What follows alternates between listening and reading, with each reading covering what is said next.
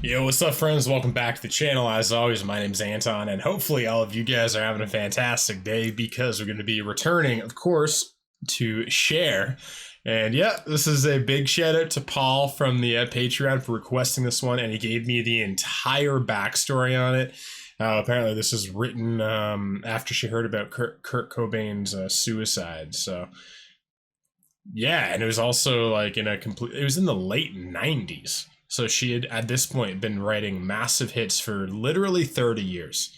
Because she started in the 60s, right? Like, that's bonkers to me.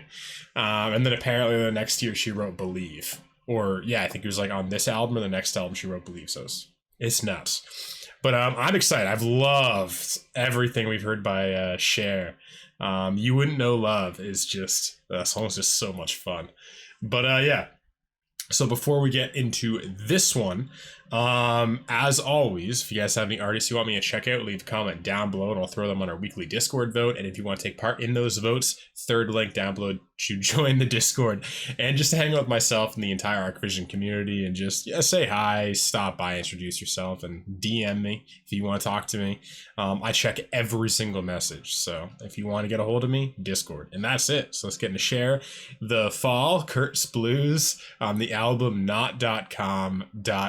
Merek. So apparently she released, this is what Paul told me, she released this entire album online only, which is ballsy. So yeah, man, like, wow, she was just like predicting trends. You're a smart lady, Cher. All right, let's get into it.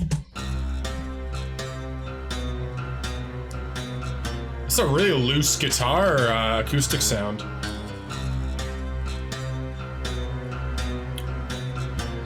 Haven't really heard much like this, except for in metal. Never even knew you, but I heard you know today. Talk about injustice and how we look the other way. Knew full well you meaning, but my world just moves too fast. It's a shame about your future. Cry about your past. Really good production.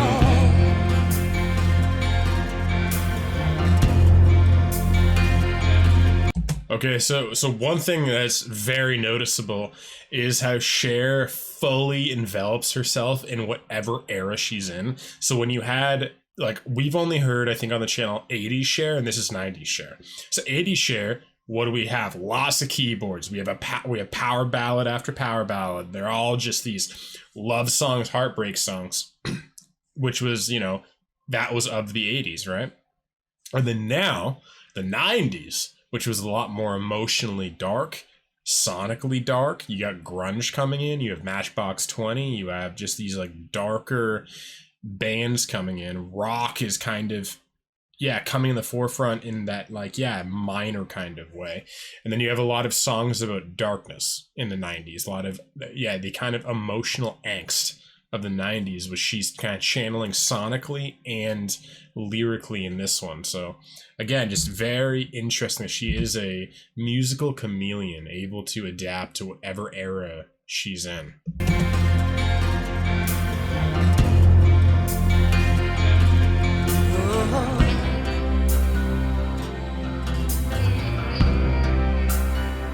Yeah, great production, great drum sound. Who could save you from the prison of each breath? Like Rapunzel in her tower, isolation equals death. Was there no one who could rescue you from the prison of your pain? Am I tougher or just lucky? If they didn't end the same. Almost has like a country western feeling, eh?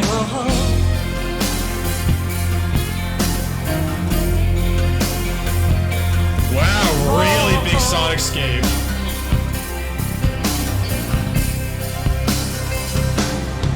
But my heart is run on empty since I heard the fucking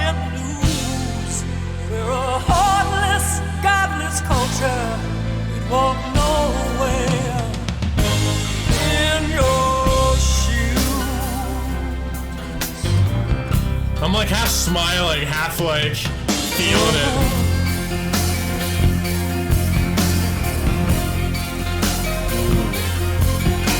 Great production. Wow. For me it's 6:30 in the morning, and my mood's as black as rain. I am 30 light years older, but I understand your pain. They'll all hate you 'cause you left them here to struggle on their own. I'm just sorry you saw no choice till death chilled you to the bone.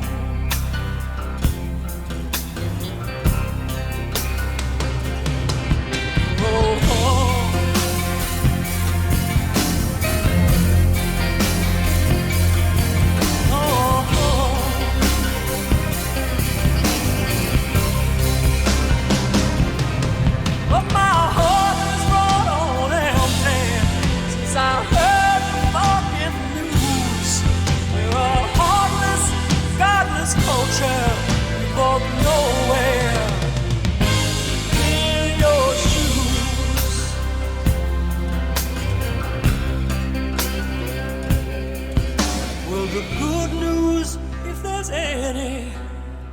Ever lived it all, but our country kills its heroes. We just raise them for the fall.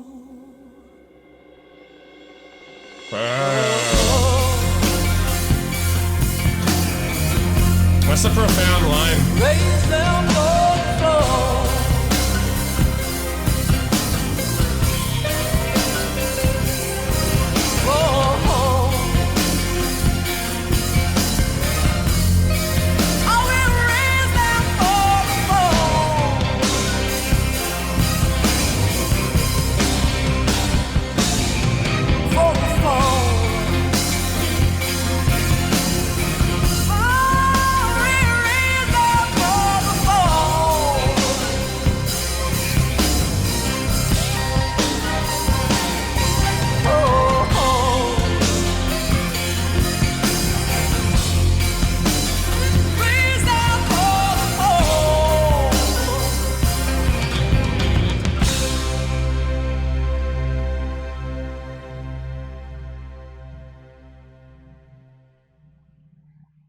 Wow, that was a incredibly well done song.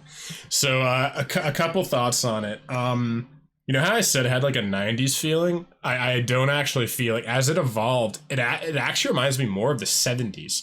Like the song structure has this very like progressive rock, 70s rock song structure. This like there's like some kind of like minor aspects, but then again, I feel like the 90s and the 70s had more similarity in the 90s and the 80s.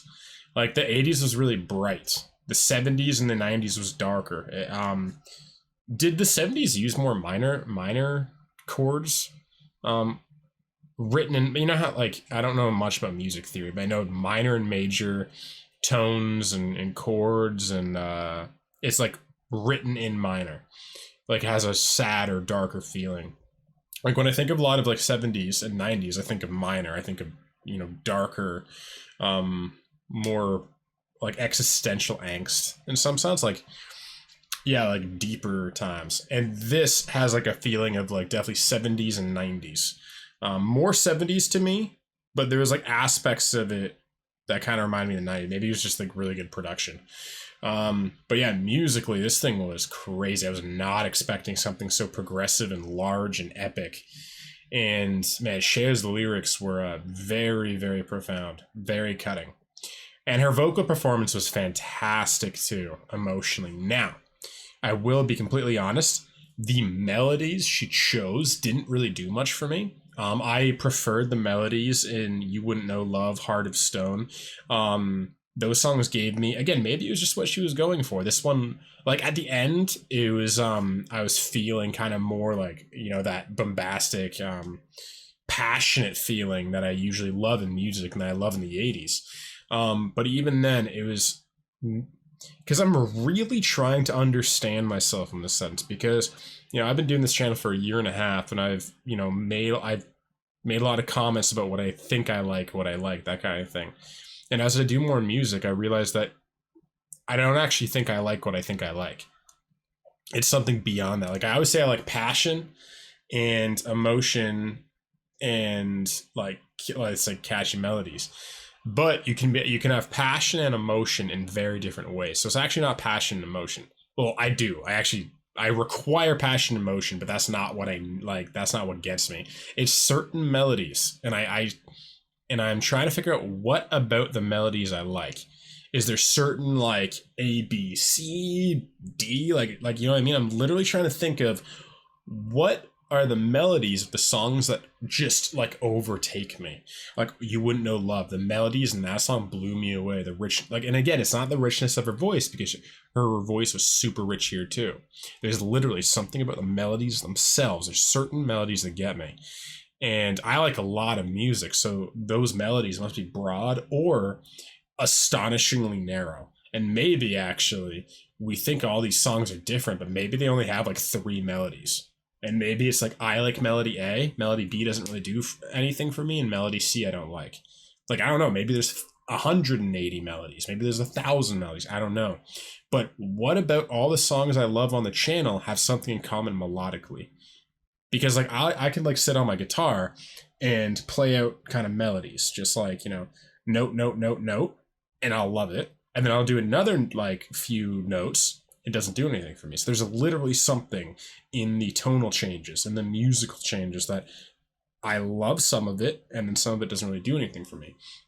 Like the melodies of this song didn't really do anything for me. I was more swept up in the emotion, in the lyrics, in the song itself, in the musical aspect of the song, the instrumental. Like, I thought this was a masterpiece, but the only thing that would like make it one of my favorite songs of all time or something would be like a melody that completely gets me, right? You know what I mean? I'm trying to think of it. What is it about it? But yeah, this was a fantastic song. Fantastic. And yeah, some of the lines were just really profound about how we destroy our heroes, how America, we build our heroes up and then watch them fall as they can't keep up with the pressure of continuing to be an icon of our culture. Yeah, I heard once that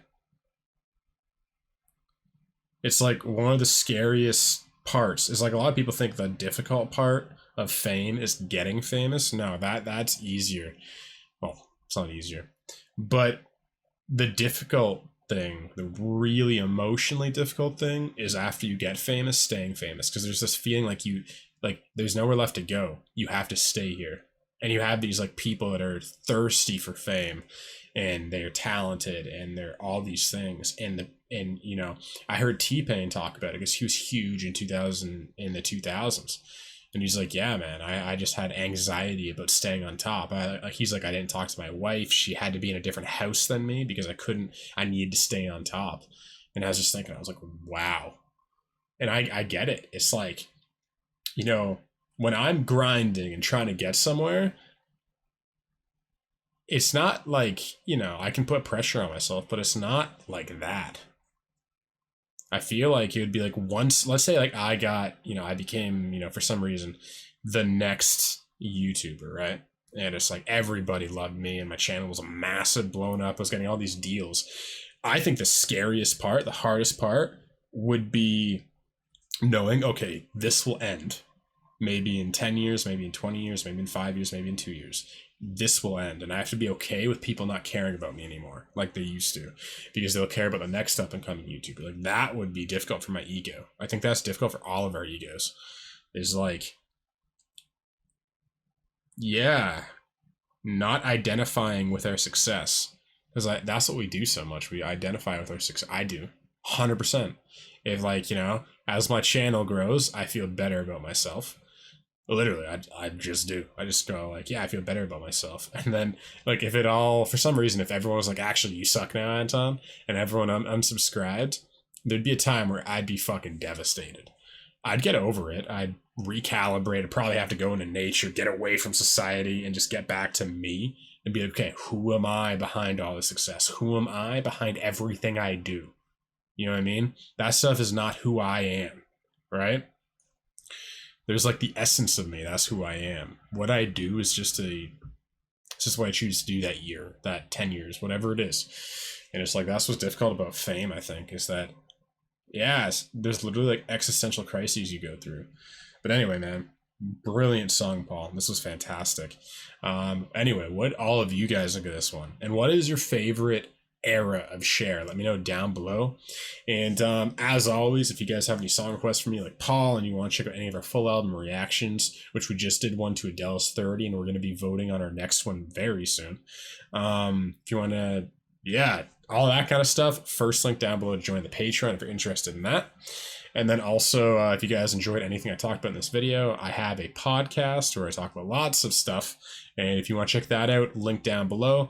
And if you enjoyed the video and you want to help out with the YouTube algorithm, definitely leave a like and leave a comment and keep sharing these videos if you are. I really appreciate it.